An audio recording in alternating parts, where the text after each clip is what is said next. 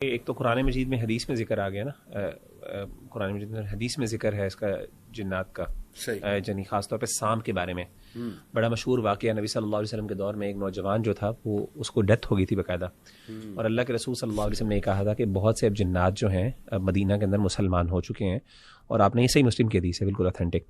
تو آپ ابو سعید خدری رضی اللہ تعالیٰ نے ذکر کی، انہوں نے کہا کہ جب تم میں سے کوئی بھی بندہ اپنے گھر کے اندر سانپ دیکھے تو اس کو 3 دن کی مہلت دے کہ 3 دن کے اندر چلے جاؤ اور اللہ کی پناہ ہو تو ہمیں اس شر سے نکالو، اگر وہ دوبارہ نظر آئے تو اس کو قتل کر دو.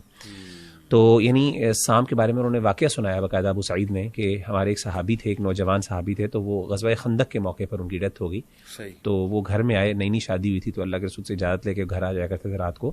اپنی بیوی کے پاس آئے تو دیکھا بیوی باہر کھڑی ہے دروازے پر. تو بیوی کو پریشان ہو کے انہوں نے کہا غصے سے کہ تم باہر کیا کر رہی ہو بے پردگی کی حالت میں، بالکل انہوں نے شاید دوپٹہ بھی نہیں لیا ہوا تھا، پریشان ہو کے باہر دروازے پہ کھڑی ہیں.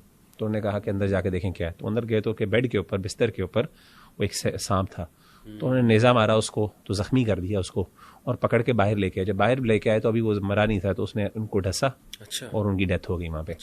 تو اللہ کے رسول صلی اللہ علیہ وسلم نے وہاں پہ جب واقعہ ہوا تو آپ صلی اللہ علیہ وسلم نے کہا کہ نہیں. تو سانپ جو ہے اس کے بارے میں علماء کا یہ ذکر ہے کہ گھروں کے اندر جو خاص طور پہ سانپ ہیں ان کے لیے ضروری ہے کہ آپ ان کو مہلت دو، اسپیشلی جب آپ کو پتا ہو کہ وہ زہریلے نہیں. اگر تو زہریلے ہیں تو پھر تو فوراً آپ اس کو مار سکتے ہو، اس کو آپ نکالو.